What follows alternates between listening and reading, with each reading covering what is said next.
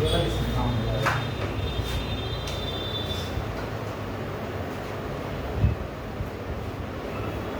कहाँ के शोरगुल से बहुत ज्यादा दूर अपने दुनिया में वापस आते हुए मैं क्या शाम को बैठ गया फिर खाली तुम्हारे पास रह जाएगा सारी दुनिया में देखने की। देख भी होगी तो उन्हें थोड़ी पता तू है जानते हो फेमस है हाँ तो देख लूं उन्हें नहीं मैं तो भूल गया पता चला क्लास पूरी खत्म हो गई बच्चे कह रहे सर सेशन तो गया हो गई 32 सेकंड रीस्टार्ट मार दो ना ना अरे वो ट्रिम हो जाएगी रीस्टार्ट कर दो ट्रिम हो जाएगी चलो भाई स्टार्ट कर रहे हैं क्लास 9 अरे वाह चैप्टर का नाम है ग्रेविटेशन ठीक है आज हम रिवीजन सीरीज में पूरे चैप्टर का रिवीजन करेंगे कोशिश करेंगे 1 घंटे के अंदर रिवीजन पूरा हो जाए ठीक है ग्रेविटेशन की बात कर रहे हैं बड़ी ही बेसिक सबसे पहले तो एक बात समझ लो ग्रेविटेशन एक फोर्स है ग्रेविटेशन एक फोर्स है और किस तरह की फोर्स है अट्रैक्टिव फोर्स है कैसी अट्रैक्टिव फोर्स है ग्रेविटेशन में क्या होता है व्हाट इज ग्रेविटेशन इस यूनिवर्स में हर दो बॉडीज एक दूसरे को अपनी तरफ अट्रैक्ट करती हैं इस यूनिवर्स में every two bodies attract each other with the force of attraction that force of attraction is called gravitation खत्म इतनी सी बात है ठीक है ये पहली बात थी क्या ये इस यूनिवर्स में सब जगह एग्जिस्ट करती है यस इस यूनिवर्स में सब जगह एग्जिस्ट करती है it is a universal force क्या हमारे पास बहुत सारी यूनिवर्सल फोर्सेस होती हैं बहुत सारे नहीं कुछ ही यूनिवर्सल फोर्सेस हैं बट फिलहाल हमारे पास जो सबसे पहली यूनिवर्सल फोर्स है दैट इज योर ग्रेविटेशन हो सकता है कि अर्थ पर इलेक्ट्रोस्टैटिक फोर्स हो मैग्नेटिक फोर्स हो ग्रेविटेशनल फोर्स हो पर स्पेस में हमारे पास सिर्फ और सिर्फ ग्रेविटेशन तो it is a universal force और ये नेचर में कैसी है अट्रैक्टिव है नेचर में कैसी है अट्रैक्टिव यानी कि दो बॉडीज और किसके बीच लगती है any two bodies between any two bodies and they will attract each other that is gravitation the force of attraction by which two bodies attract each other that is called gravitation यहां तक कोई doubt है बिल्कुल basic सा concept है universe में हर जगह काम करता है अब अगर ऐसा है तो बेटा मैंने एक ये रजिस्टर रखा एक ये नोटबुक रख दी ये दोनों एक दूसरे को अट्रैक्ट कर रहे हो क्योंकि हमने कहा कि ग्रेविटेशन वाली बात सच है तो इस हिसाब से इन दोनों को अट्रैक्ट करना चाहिए था पर नहीं कर रहे ये अपनी जगह पर रखा हो ये अपनी जगह पर रखा हो कारण ये है क्योंकि बेटा यहाँ पर प्लेनेट अर्थ पर सिर्फ और सिर्फ ग्रेविटेशन ही एग्जिस्ट कर रहा इसके साथ और भी एडिशनल फोर्सेस एग्जिस्ट कर रही हैं जिनका मैग्नीट्यूड यानी कि वैल्यू इनसे ज्यादा हो सकती है ग्रेविटेशन से थोड़ी ज्यादा हो सकती है सबसे बेसिक एग्जांपल फ्रिक्शन का सबसे बेसिक एग्जांपल फ्रिक्शनल फोर्स का मोशन में पढ़ा है फ्रिक्शन मोशन का अपोज करती है फ्रिक्शन मोशन का अपोज करती है इसी कारण से ये बॉडी यहां से मूव नहीं कर पा रही पर अगर मैं फ्री स्पेस में चला जाऊं मैं अगर फ्री स्पेस और वहां जाकर दो बॉडी रिलीज करूं ये मेरी बॉडी नंबर 1 और ये मेरी बॉडी नंबर 2 अगर मैं इनको फ्री स्पेस में रिलीज करता हूं वहां पे ग्रेविटी तो है ही नहीं कुछ नहीं है वहां पे सिर्फ एक फोर्स एग्जिस्ट करे कौन सी because it is a universal force it is a universal force so ये दोनों बॉडीज एक दूसरे की तरफ डिस्प्लेस होना शुरू हो जाएंगी दोनों बॉडीज एक दूसरे की तरफ डिस्प्लेस होना शुरू हो जाएंगी कोई डाउट है समझ में आया चलो जी अब आगे बढ़ते हैं इतनी सी बात करने के बाद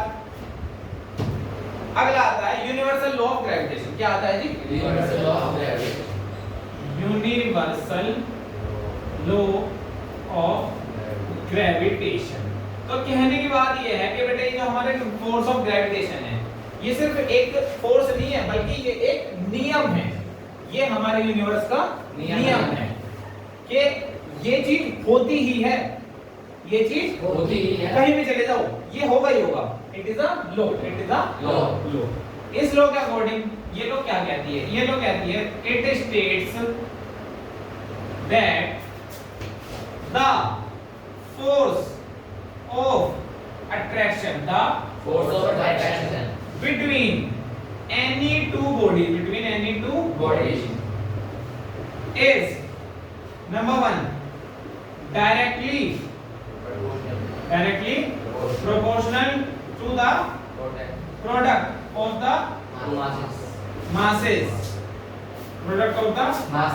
of the two bodies product of the mass of the two bodies यानी कि यूनिवर्सल लॉ ऑफ ग्रेविटेशन कहती है that the force of attraction between any two bodies is directly proportional to the product of their masses of the two bodies. यानी कि force जो है वो directly proportional है प्रोडक्ट ऑफ द masses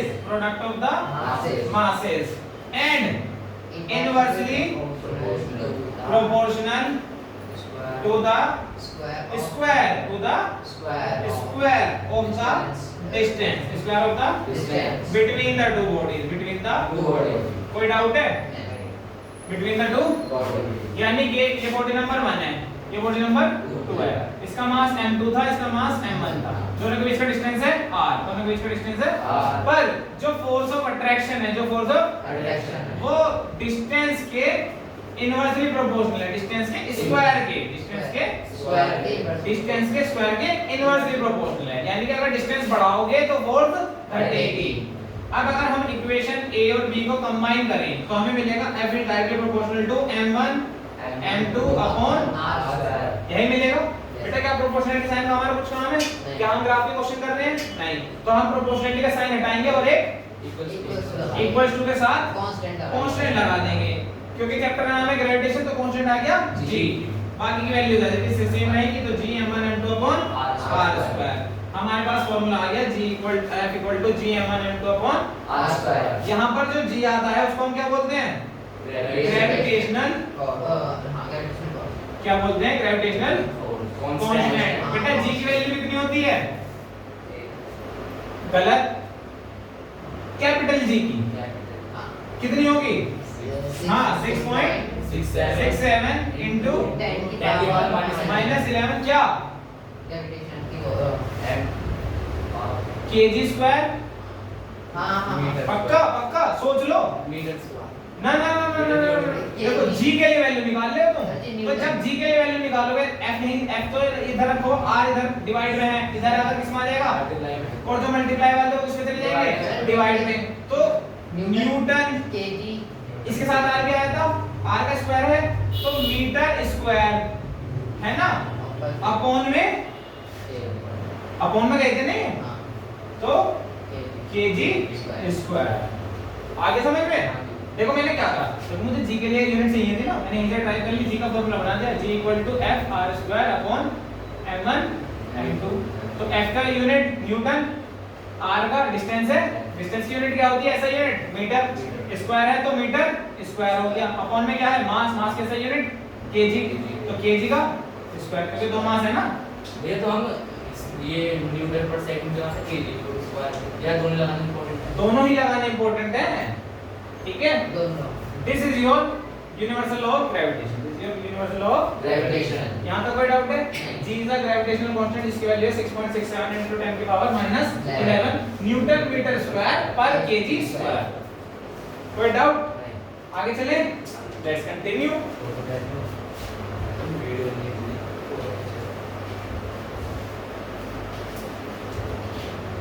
ये बेचारे हमारे ऑनलाइन घर पे बैठने वाले बच्चे का बता दो कि अगर ना समझ में आए तो वीडियो क्या कर सकते हैं? अरे रिवर्स कर सकते हैं, पीछे जा सकते हो तुम और आगे भी जा सकते हो, और हमारे वीडियो की स्पीड उड़ा सकते हो। किसी को लगता है क्या आता है तो वो 1 की जगह किस पे देख ले, 1.5 पे देख ले, 2 पे देख ले। ये तुम्हारे चक्कर में हो रहा है, तुम आ नहीं रहे यहाँ पे, कितनी मेहनत करनी पड़ रही है हमें।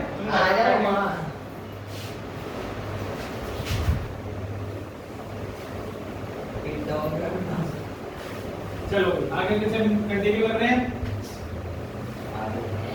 Next heading is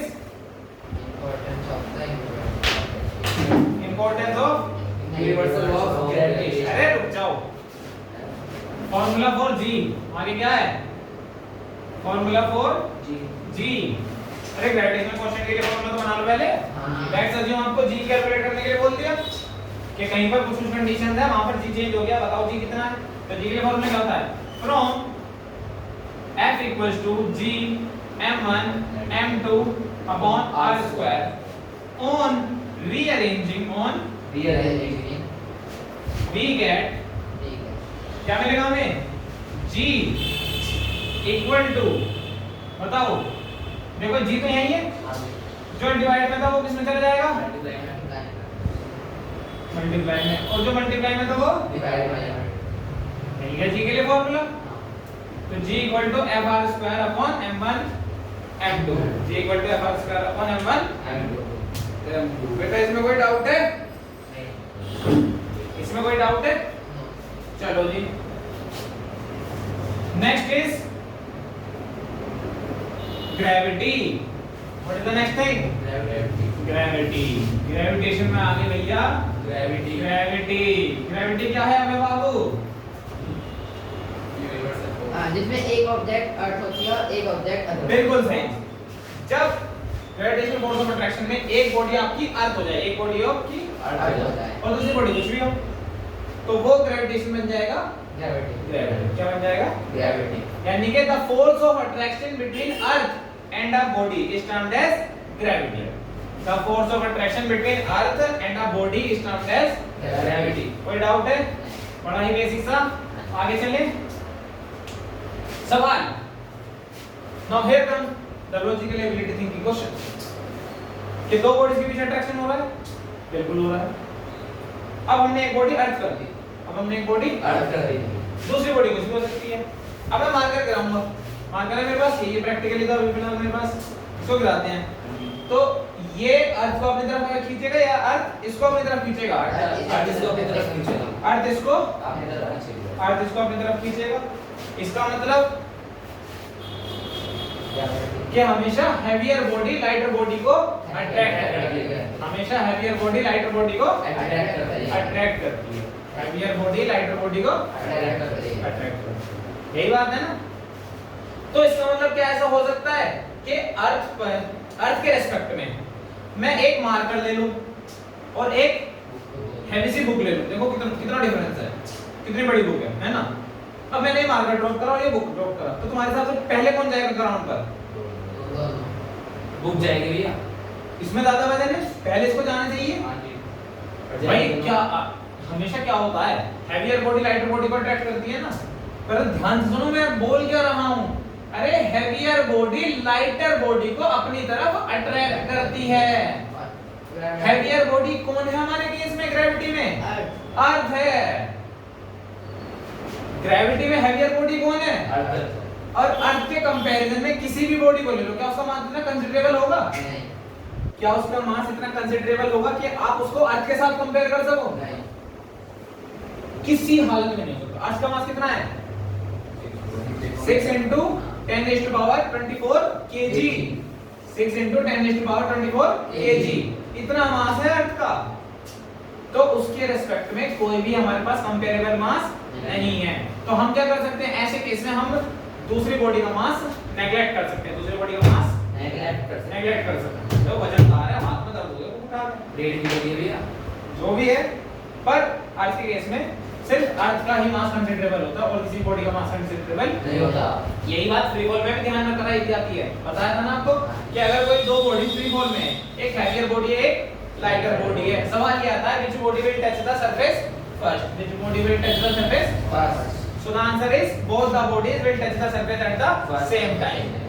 both the bodies will touch the surface at the same time. तो अब सवाल आता है कि भैया अगर आप ऐसे कर रहे हो तो मैं एक जगह पर पंख गिराता हूं, कबूतर का पंख ले लिया मैंने और एक मैंने मारकर ले लिया, मैंने दोनों को रिलीज कर दिया, दोनों सेम टाइम पर जाकर टच करने चाहिए थे, पर भैया ऐसा तो हो नहीं रहा।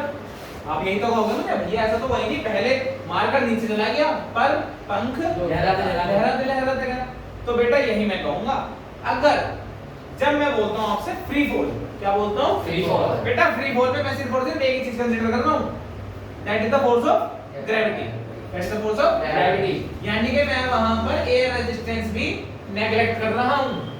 मैं वहां पर एयर रेजिस्टेंस भी नेगलेक्ट कर रहा हूं। मेरे केस में एयर रेजिस्टेंस नहीं है। हालांकि फिजिकल वर्ल्ड में ऐसा कर सकते हैं हम? नहीं कर सकते।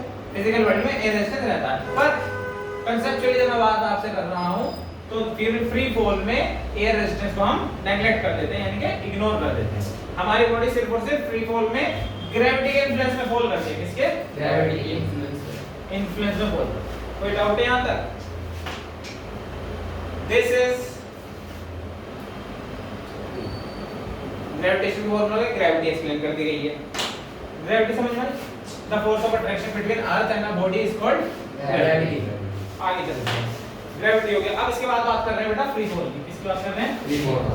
Free fall. अब देखो बेटे, जब हम फ्री फॉल की डेफिनेशन लिखते हैं ना, तो डेफिनेशन अपने आप में सेल्फ एक्सप्लेनेटरी होती है। डेफिनेशन के अंदर ही आपको आंसर मिल जाता है सारी कंफ्यूजन का। बस पॉइंट क्या होता है कि हम ना बोल सकते हो लेजीनेस कर देते हैं, पढ़ते ही नहीं है, या केयरलेस एटीट्यूड के साथ पढ़ते हैं, इतना केयरलेस के मतलब ऐसे हाँ पढ़ ली होगी हाँ ध्यान से देखो। whenever डेफिनेशन में साफ साफ लिखा हुआ है, whenever a body falls towards the freely under the influence of gravity only, gravity only, this is termed as free fall, this is termed as free fall. इसमें एक लाइन और ऐड कर सकता हूं, हालांकि मैंने यहीं पे काम खत्म कर दिया। देखो क्या लिखा हुआ है, whenever a body falls freely under the influence of gravity only, सिर्फ और सिर्फ ग्रेविटी के इन्फ्लुएंस में गिर रही है, this is termed as free fall. जब मैंने वहां पर साफ साफ लिख दिया है ग्रेविटी ओनली, यानी कि मैंने अपने साफ साफ शब्द क्लियर कर दिए हैं कि वहां पर ग्रेविटी के अलावा और भी और कोई फोर्स नहीं है, हमारे लिए नहीं है, वहां पे ग्रेविटी के अलावा और कोई फोर्स नहीं। तो ऐसी बॉडी को हम बोलते हैं अंडर फ्री फॉल, ऐसी बॉडी को हम बोलते हैं अंडर फ्री फॉल। जब कोई बॉडी फ्री फॉल में होती है, जब कोई बॉडी फ्री फॉल में होती है, अब देखो फ्री फॉल में एक्चुअली में हो क्या रहा है, एक बॉडी है रेस्ट पर थी, मान लो कहीं पर, आपने इसको रिलीज कर दिया, आपने इसको रिलीज कर दिया, क्या होगा, अर्थ की तरफ आएगी, किसकी तरफ आएगी, अर्थ की तरफ, अर्थ की तरफ। क्यों आएगी बेटा, फोर्स ऑफ ग्रेविटेशन की वजह से, किसकी वजह से, force of gravitation, force of gravitation, force of gravitation. Earth में जब एक बॉडी अर्थ हो जाता है तो फोर्स ऑफ ग्रेविटेशन में क्या बोल देते हैं, ग्रेविटी। अब अगर देखा जाए तो हम ग्रेविटी को फोर्स मानते हैं, पर ये बात गलत है। ग्रेविटी कोई फोर्स नहीं है, समझो जरा कैसे। फोर्स ऑफ ग्रेविटेशन की वजह से जब हमने ये बॉडी रिलीज करी तो ये फ्री फॉल में है, यानी सिर्फ और सिर्फ ग्रेविटी के इन्फ्लुएंस में है, यानी कि सिर्फ इसको कौन अपनी तरफ अट्रैक्ट कर रहा है, अर्थ, इस पर और कोई फोर्स काम नहीं कर रही। इसमें क्या होगा, अब ये एक बॉडी है जिसके अंदर मास भी है और इस पर फोर्स भी लग रही है, एक बॉडी है जिसके अंदर मास भी है और उस पर एक फोर्स भी लग रही है। तो बेटा according to Newton's second law of motion, according to Newton's second law of motion, अगर किसी बॉडी में फोर्स निकालनी हो तो मास और एक्सेलरेशन का प्रोडक्ट ले लो, या फिर अगर किसी बॉडी में मास है और आप उस पर एक फोर्स अप्लाई कर देते हो तो उस बॉडी में क्या आ जाता है, एक्सेलरेशन। क्या आ जाता है, एक्सेलरेशन। तो बेटा मेरे पास बॉडी थी, उस पर हमने फोर्स अप्लाई करी तो इस बॉडी के अंदर क्या आ गया, एक्सेलरेशन। क्या आ गया, एक्सेलरेशन। अब ये एक्सेलरेशन क्योंकि ग्रेविटी की वजह से आया है तो मैं इसको बोल सकता हूँ जी। ये किसकी वजह से आ रहा है, अर्थ के ग्रेविटेशन की वजह से आ रहा है, किसके, अर्थ के ग्रेविटेशन की वजह से आ रहा है, तो मैंने इसको बोल दिया जी। क्या बोल दिया, जी, क्योंकि ये एक्सेलरेशन अर्थ के ग्रेविटेशन के कारण आ रहा है इसलिए मैंने इसको बोला जी। ठीक है, बिल्कुल सही, अर्थ की तरफ आ रहा है ये। अगर ऐसा है, अगर ऐसा तो from F equal to G M M upon R square, G M M upon R square, ये मेरी पहली इक्वेशन है। और F equal to M A को मैंने किससे रिप्लेस कर दिया था, G से, तो F equal to हो गया है M G, ये मेरी सेकंड इक्वेशन है। So from first and second जब मैं दोनों कंपेयर करूंगा तो F equal to G M M upon R square भी है और F equal to तो क्या मैं ये नहीं लिख सकता, क्या मैं ये नहीं लिख सकता, अरे यहाँ पे भी F का मतलब ये है और यहाँ पे F का मतलब ये है, तो मैंने F का हटाकर उसकी वैल्यू रख दी। F इसी के इक्वल था ना, देखो इक्वल ही तो है क्योंकि F इसके भी इक्वल था और F इसके भी इक्वल था, तो ये दोनों तो एक दूसरे के इक्वल हो गए। अगर F इसके भी इक्वल है और F इसके भी इक्वल है, इसका मतलब ये दोनों एक दूसरे के इक्वल है। बेसिक मैथमेटिक्स है, कंपेयर करके पता कर लेना कैसे, इक्वेशन 1 और इक्वेशन 2 को कंपेयर करो। जब कंपेयर करोगे F इसके बराबर भी आ रहा है और F इसके बराबर भी आ रहा है, इसका मतलब ये दोनों भी एक दूसरे के बराबर है। अच्छा ऐसा है, यहाँ पे भी स्मॉल m है यहाँ पे भी स्मॉल m है, सेम है, कैंसिल आउट हो गया तो क्या मिलेगा g equal to gm upon r square. यहाँ पे जो g है ये है आपका एक्सेलरेशन ड्यू टू ग्रेविटी। इसको क्या बोलते हैं हम? Acceleration due to gravity. Gravity. क्या बोलते हैं बेटा? Acceleration due to Gravity। Gravity, जिसका फॉर्मूला होता है gm अपॉन r स्क्वायर। जहां पर आपका जो g है वो क्या है? Gravitation constant. क्या है? Gravitation constant। Gravitation constant. Constant. m क्या है? कैपिटल M है ना हमारे पास, that this is the mass of earth. This is the mass of earth. कितना होता है? 6 × 10 की पावर 24 kg। ध्यान रखना। इसके अलावा मेरे पास क्या है? r square, that is the radius. Capital R क्या है बेटा यहाँ पे? Radius of earth. क्या है? Radius of Earth। Radius of earth कितना होगा? रेडियस ऑफ अर्थ कितना होगा? 6.4 into 10 की power Minus then। Oh, that's 6400 kilometre. Radius of earth कितना है? 6400 किलोमीटर। ठीक है, यहाँ पे तक कोई डाउट है? आसान सब कुछ, सब आपके सामने चल रहा है। Whenever a body falls freely under the influence of gravity, it acquires an acceleration, which is called as acceleration due to gravity. It is called acceleration due to Gravity। अगर उसका एक्सप्रेशन करने के लिए है तो सीधा शुरू करो from। कहाँ शुरू करोगे? From, और उसके बाद एक्सप्रेशन करो। From f equal to g m n upon r square, f equal to m में a equal to g, f equal to mg, and from 1 and 2 compare करने के बाद mg equal to g m n upon r square, m से m cancel out हो क्योंकि ये क्या था? Mass of body. Mass of Body। और हमें पता है अर्थ के कंपैरिजन में बॉडी का मास बहुत ज्यादा कम है। छोटा है। बॉडी के कंपैरिजन में अर्थ का मास मतलब अर्थ के कंपैरिजन में बॉडी का मास बहुत ज्यादा छोटा है। इसलिए हम उसको इग्नोर कर देंगे, कैंसिल आउट कर दिया ना, बात ही खत्म हो गई।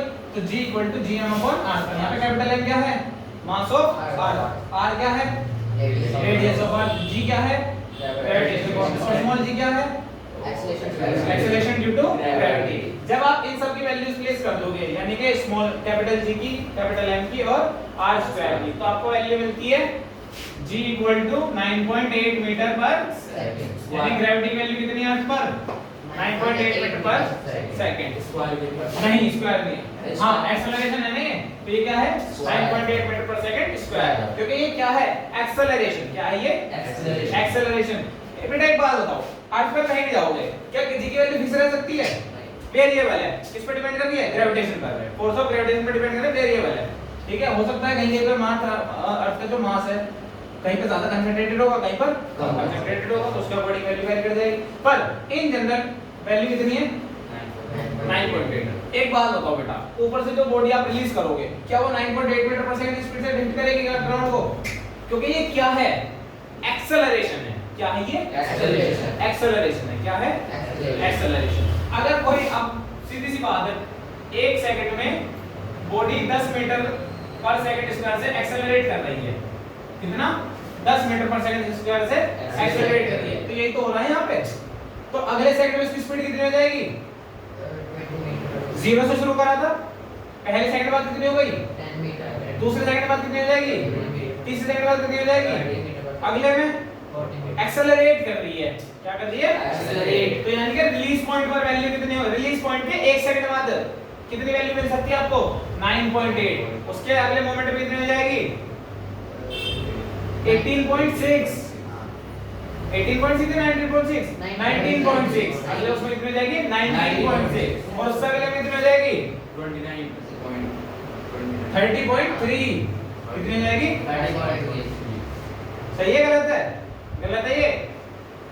वापस से 9.6 ऐड कर दो ना। हाँ, 9.68। 19 और 9 28 और उसमें 6 और ऐड कर दो 8।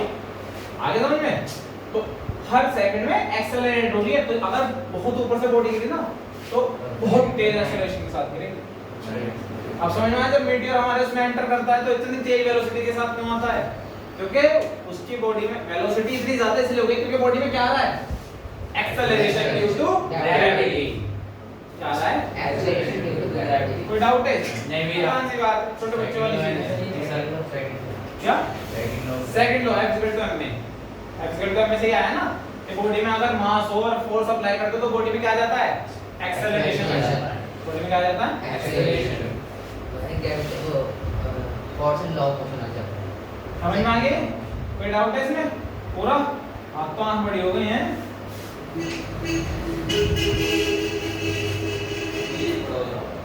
शिवम से करवा के कहीं बात करते हो मैंने पड़ी हुई ना तो मुझे जवाब देना है इसके। ये बोल दिया अभी हमने कर दी। घर वाला भी फोन करेंगे। तो क्या करेंगे नहीं? घर वाले बाहर गए। लौंडा सीधा है। Next thing is mass and weight. Mass and rate. Free fall समझ में आया? एक्सेलरेशन ड्यू टू ग्रेविटी समझ में आया? Acceleration due to gravity and gravitational constant के बीच का रिलेशन समझ में आया? हाँ जी। रिलेशन ही बताया था मैंने ये। एक्सेलरेशन ड्यू टू ग्रेविटी और ग्रेविटेशनल कांस्टेंट के बीच का रिलेशन ही था। जो कहां से शुरू करा था? फ्रॉम से। कहां से शुरू करा था? फ्रॉम से F = g हम पूरा कर रहे हैं ना? हाँ जी। ये एक्सेलरेशन ड्यू टू ग्रेविटी और ग्रेविटेशनल कांस्टेंट के बीच का रिलेशन ही है। ध्यान रखियो हेडिंग आ सकती है पूरे 3 4 5 नंबर में। 3 में भी आ सकता है, 5 में भी आ सकता है। राइट द रिलेशन बिटवीन आया था। हाँ तो ध्यान रखियो क्वेश्चन आ सकता है राइट द या गिव द रिलेशन बिटवीन या give the expression between acceleration due to gravity and gravitational constant. एक सेकंड ऑफ सेकंड लॉ वो ये बताया ना सेकंड लॉ ऑफ मोशन क्यों आया? रिलेटेड है यहाँ इसलिए आया। कोई डाउट है? आगे चलें। Next thing is mass and weight. Mass and बेटा वो तो मैंने एक्स्ट्रा डेटा दिया था। अच्छा एक्सीडेंट। हाँ यहाँ तो अब केवल हम काम की बात करेंगे जो हमारा इंपॉर्टेंट डेटा है। ये मून फॉलिंग वो भी मास एंड वेट। क्या बात कर रहे हैं जी? Mass and what is mass? Mass is defined as the actual amount of matter present in a body. Actual amount of matter or substance present in a body. it is known as mass. and what is weight? The force exerted by earth on mass is termed as weight. चीनी के मतलब चीनी वो सुविधा मानते हैं बस अगर एक लेंगे अर्थ पर ग्रेविटी वैल्यू कितनी है? गलत क्या अर्थ पर ग्रेविटी वैल्यू कितनी है? 9.8 फॉर द कॉमन थिंकिंग 10 मान लो। 10 न्यूमेरिकल एप्टीट्यूड क्वेश्चंस के बेसिस पर मान लो 10 मान लो। इस हिसाब से आप 2 किलो चीनी लाते हो,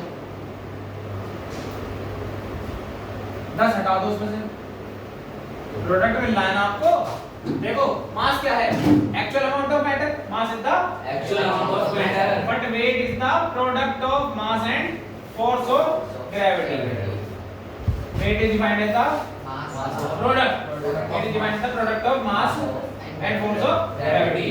तो बेटा अगर किसी बॉडी में मास हो 200 ग्राम और उस पर ग्रेविटी वैल्यू लग रही है 10, तो टोटल वेट कितना हो जाएगा? 2000 ग्राम यानी कि 2 किलो। तो बेटा एक्चुअली में जो 2 किलो चीनी ला रहे हो ना उसका मास 200 ग्राम है। उसका मास 200 ग्राम है। एक्चुअल मैटर तो तुम्हें 200 ग्राम मिला। अरे बाकी की वैल्यू ग्रेविटी वजह से आ गई। चलो दुकान वाले घुमाते दुकान वाले ने तुम्हें टिकट फिट करेंगे। धोखा हो रहा था बचपन से हमारे साथ। हमें लग रहा 2 किलो चीनी ला रहे हैं, 2 किलो तो ला ही नहीं रहे हम। एक्चुअल मास तो कितना आएगा? 20 किलो है हाँ एक्चुअल मास हमारा कितना है? 200 ग्राम। एक्चुअल मास कितना है? 200 ग्राम। अगर हम कह रहे हैं शिवम का वेट अर्थ पर 40 केजी है, शिवम का वेट अर्थ पर 40 केजी है, यानी कि एक्चुअली में आंसर शिवम का मास कितना है? 400 ग्राम। 400 ग्राम का ही है ये। खुश हो रहा है 40 ग्राम और 40 किलो 4000 ग्राम का, वही तो। यानी कि 4 किलो का है ये। हाँ 4 किलो कितने का? 4 किलो का। ये खुश हो रहा है 40 किलो का है। ये तो 4 किलो का निकला। हाँ हाँ धोखा। धोखा है तो मैटर गया वहां तुम्हारा सारा। अभी तो जल्दी आ जाओ, वेट कराएगा। तुमने मेरा वेट गलत बताया। ठीक है ध्यान रखना। तो मास और वेट के बीच का कॉन्सेप्ट समझ में आया? मास कितना आया 9.8 कैलकुलेशन करनी पड़ेगी। अब लगाते रहो सब। मीटर बोलना अगर तुम्हें न्यूमेरिकल में दे दिया जो कि देंगे, assume g equal to 10, assume g equal to 10, तो 9.8 लिखना ही नहीं है जी, क्या लिखोगे?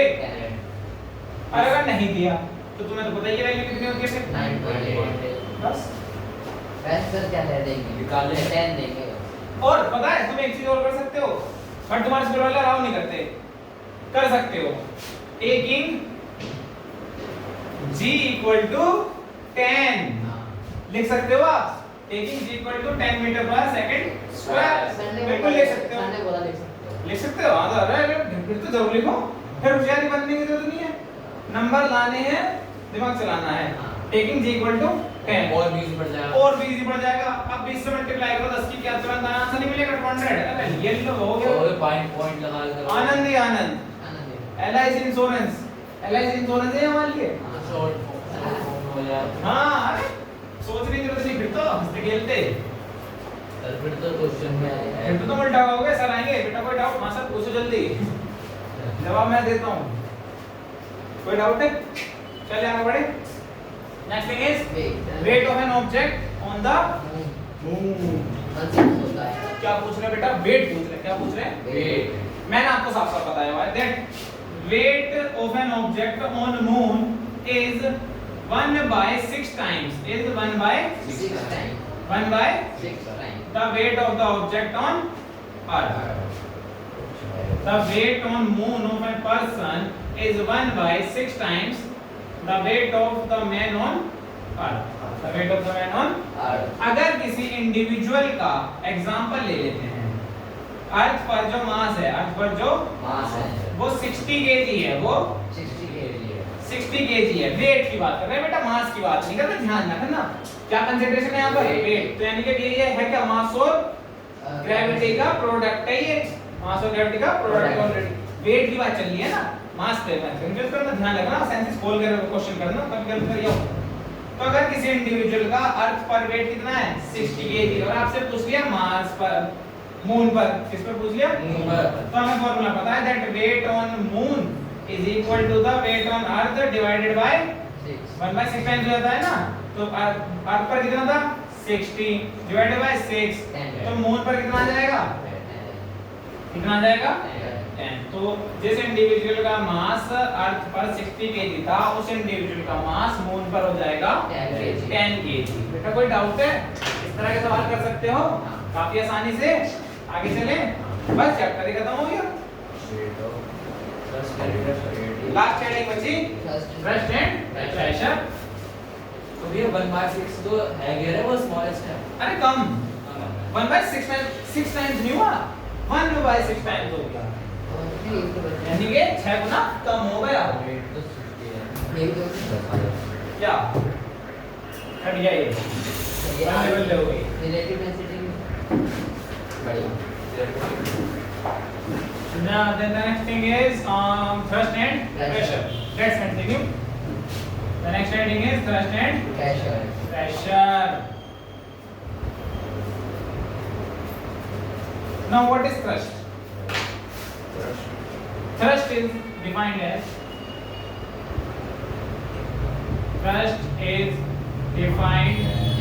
as force acting perpendicularly, force acting perpendicularly to a surface, force acting perpendicular to a surface is called thrust, is called बेटा किसी सरफेस पर जो परपेंडिकुलर फोर्स एक्ट कर रही है, जो कैसी फोर्स, उसको हम क्या बोलते हैं, क्या बोल देते हैं, सरफेस के परपेंडिकुलर होना चाहिए बेटा फोर्स। देखो ये सरफेस है, इसके परपेंडिकुलर होना चाहिए। अब अगर मैं कहूं कि ये सरफेस है, यहाँ पे बॉडी की फोर्स एक्ट कर रही है, परपेंडिकुलर है, सरफेस के परपेंडिकुलर होना चाहिए फोर्स, सरफेस के परपेंडिकुलर, बीच में नहीं, सरफेस से 90 डिग्री पर हो, उसको बोलते हैं परपेंडिकुलर। सरफेस से मैथ में पढ़ा होगा परपेंडिकुलर हो, यानी कि 90 डिग्री के एंगल पर सरफेस से। अब आपका सरफेस कैसे व्यू देखो, थोड़ा सा ऐसे हो गया तो ये आएगा इसका परपेंडिकुलर, इसका परपेंडिकुलर ये थोड़ी ना आ जाएगा, इसका परपेंडिकुलर ये आएगा, यानी कि सरफेस से 90 डिग्री के एंगल पर जो फोर्स एक्ट करती है that is your thrust। Now what is pressure? thrust acting per unit area, per unit area और surface area of an object is termed as pressure. कोई डाउट है? Is termed as Pressure. SI unit of pressure is Pascal. Pascal. Bhaskar Divaskar Chaudhary, वो तो ठीक है, बाकी के दो लोग कहाँ रहे? तीनों मैं ही हूँ। SI की फुल फॉर्म क्या? SI की standard international units, international unit जो कि स्टैंडर्ड है कि यूनिवर्स में कहीं भी चले जाओ प्लेनेट अर्थ पर, चाहे रशिया, चाहे मोरक्को, चाहे इंडिया, चाहे यूएस, चाहे इंग्लैंड, सब जगह पर यही यूनिट्स वैलिड है। सो ऐसा unit of pressure is pascal. कौन कौन सा? अरे वाह, इनकी भी रिकॉर्डिंग कर रहे हो वीडियो? तुम्हारे खराब कर दी मैंने फोन करा इस पे 2 बार, वो क्या रिकॉर्डिंग नहीं चल रही। वो कौन सा करता तो चल रही है। चले सर सीन काट दो, कोई बात नहीं, पता नहीं फोन में रिकॉर्ड हो रही है, कैमरा साइलेंट कर डाल दिए। नहीं। अरे बैठ जा, होशियार मत बने ज्यादा। हाँ, तुम सारे पढ़े लिखे ज्यादा हो। ऐसा unit equal to pascal. Pascal pascal खोदा क्या है? ऐसा यूनिट होती है, ये भी साइंटिस्ट है, पास्कल, पास्कल दिवास्कल चौधरी। पास हो गए। जैसे हमारे भास्कर दिवास्कर चौधरी नहीं है, ऐसे पास्कल दिवास्कर चौधरी थे।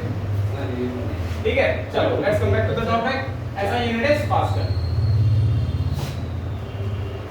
Another unit is ATM, that is atmospheric pressure, that is the pressure exerted by the atmosphere, pressure exerted by the Atmosphere. on an object, on an Object. is called as atmospheric pressure, it's called as, Atmospheric pressure. it is generally considered as 1 atm, it is generally considered as, यानी कि हम जिस pressure में रह रहे हैं उसको हम क्या कंसीडर करते हैं? 1 atm। क्या करते हैं?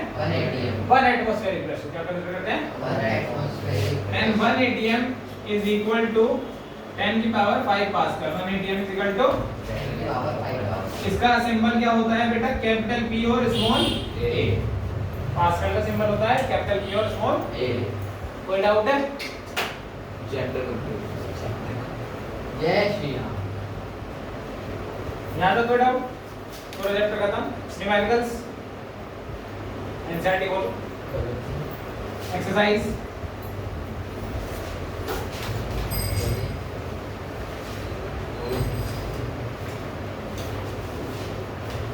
सवाल बताइए। How does the cause of gravitation between two objects change when the distance between them is reduced to half? पहला सवाल है कि दो बॉडीज हैं, ठीक है, उनके बीच का डिस्टेंस है r, तो उनके बीच में फोर्स ऑफ ग्रेविटेशन लग रही होगी। सवाल ये है कि वो फोर्स कैसे बदलेगी? फोर्स कैसे बदलेगी? जब हम डिस्टेंस को हाफ कर देंगे, जब हम डिस्टेंस को हाफ कर देंगे। अब तुम ध्यान से देखो, जो आपकी फोर्स है वो इनवर्सली प्रोपोर्शनल है डिस्टेंस के स्क्वायर के, इनवर्सली प्रोपोर्शनल है डिस्टेंस के स्क्वायर के। यानी कि हमने क्या किया है? डिस्टेंस का हाफ कर दिया, डिस्टेंस का हाफ कर दिया। यानी कि पहले अगर 1 था तो अब क्या हो गया है? 1/2 हो गया है। इसका स्क्वायर कर दो तो क्या आंसर आएगा? 2 × 4, 1/4 हो गया। कितना हो गया? स्क्वायर हट गया ना, स्क्वायर हट गया, कोई दिक्कत तो नहीं है। और फोर्स 1/4 टाइम्स हो गई। अगर डिस्टेंस 1/4 टाइम्स कम हुआ है, अगर डिस्टेंस देखो एक्चुअली में कितना कम हुआ था? हाफ। एक्चुअली में कितना कम हुआ था? जो उन्होंने बताया था, पर हमारे तो रिलेशन में क्या था? स्क्वायर आता है ना, तो स्क्वायर कर दिया। स्क्वायर में कितने टाइम्स कम हुआ? तो रियल में वैल्यू कितनी कम हुई? 4 टाइम्स। क्वेश्चन में कितनी कम करी थी? 2 टाइम्स। पर हमारा रिलेशन क्या होता है? स्क्वायर के, तो रियल में कितनी वैल्यू कम होगी? 4 टाइम्स। तो अगर डिस्टेंस 4 टाइम्स कम हुआ है तो फोर्स 4 टाइम्स बढ़ जाएगी, 4 टाइम्स बढ़ जाएगी। तो अगर डिस्टेंस हाफ होता है तो फोर्स 4 टाइम्स इंक्रीज हो जाएगी। कोई डाउट है भाई? इसी तरह के सवाल हैं, आगे चल के न्यूमेरिकल्स हैं, basic question majority of the question में कवर कराए दिए हैं। Important question, question number 1, question number 3, question number 5, ठीक है। Then 6, 12, 13, then 16, and then 21 and 22, ठीक है। सॉल्यूशन भेज दूंगा, घर पे जाओ, रिलैक्स बैठ जाओ, सॉल्यूशन की पीडीएफ आ रही है तुम्हारे पास, एनसीईआरटी का सॉल्यूशन करना। कोई डाउट है? That's it. ये भी नहीं ये भी डिलीवर हो जाएगी और सॉल्यूशन की पीडीएफ डिलीवर हो जाएगी, ठीक है। ये लिंक भेज देना तो मैं सब्सक्राइब कर दूंगा। मेरे पास 8 जीमेल है, 8 अरे बाप रे, इसके पास 4 है। जीमेल उसे बंद करूं भैया। जय Shiv Shankar. That's it for today. We will continue again tomorrow. Bye.